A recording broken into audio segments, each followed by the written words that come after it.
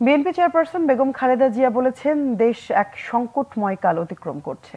সংস্কার দ্রুত শেষ করে নির্বাচনের দিকে এগিয়ে যাওয়ার আহ্বান জানান তিনি। বলেন, আগামী নির্বাচনে সাফল্যের জন্য ঐক্যবদ্ধ হয়ে কাজ করতে হবে। বেগম জিয়া বলেন, এমন কোনো কাজ করবেন না যাতে অভ্যুত্থানের অর্জন নস্যাৎ হয়ে যায়। পতিত ফ্যাসিবাদ গণ অভ্যুত্থানের অর্জনকে ধ্বংসের চক্রান্ত করছে অভিযোগ করে বলেন, ইস্পাত কঠিন ঐক্য গড়ে তুলে ষড়যন্ত্র ব্যর্থ করে দিতে হবে। দীর্ঘ ৭ বছর পর বিএনপির বর্ধিত সভা, ১৬ বছরের ফ্যাসিবাদী শাসনের পতন এবং জুলাই অভ্যুত্থানের পরিবর্তিত প্রেক্ষাপটে বর্ধিত সভাকে ঘিরে উচ্ছ্বাস দেখা গেছে সারা দেশ থেকে আসা বিএনপির থানা, উপজেলা, পৌর ও মহানগর নেতাদের মধ্যে। সংসদ ভবনের এডলি হল প্রাঙ্গণে উৎসবমুখর পরিবেশ।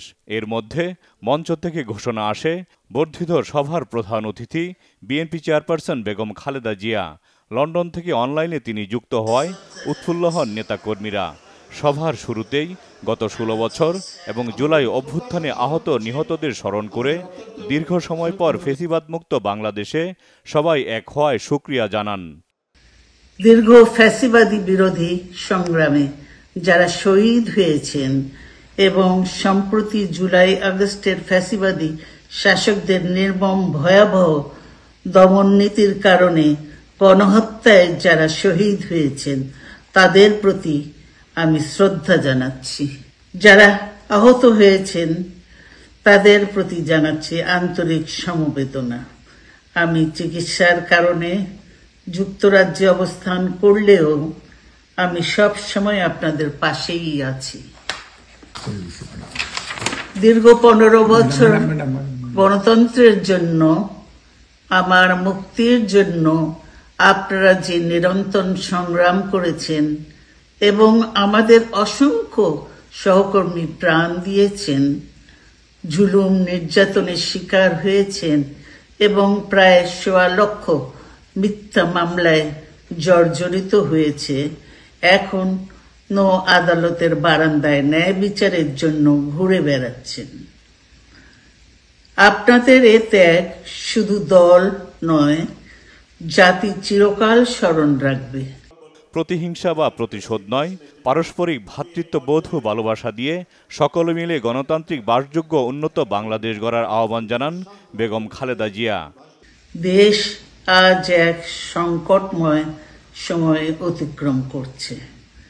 আপনাদের এবং ছাত্রদের সমন্বিত আন্দোলনের ফলে ফ্যাসিস্ট শাসকেরা বিদায় নিয়েছে। একটা অন্তর্বর্তীকালীন সরকার গঠিত হয়েছে।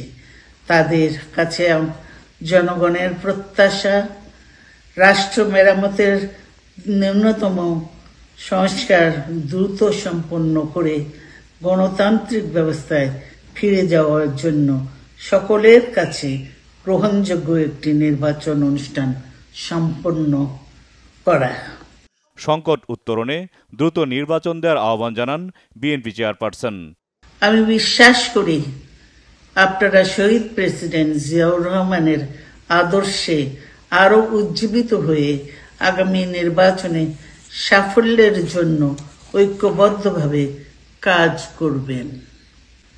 এমন কোনো কাজ করবেন না যাতে আপনাদের এতদিনকার সংগ্রাম, আত্মত্যাগ বিফলে যায়। বাংলাদেশের সর্বস্তরের মানুষ, বিশেষ করে তরুণ সমাজ আজ এক ইতিবাচক গণতান্ত্রিক পরিবর্তনের জন্য উন্মুখ হয়ে আছে। ক্ষুদ্র ক্ষুদ্র সংকীর্ণতা ভুলে দেশ ও জাতির বৃহত্তর স্বার্থে আমাদের কাজ করতে হবে।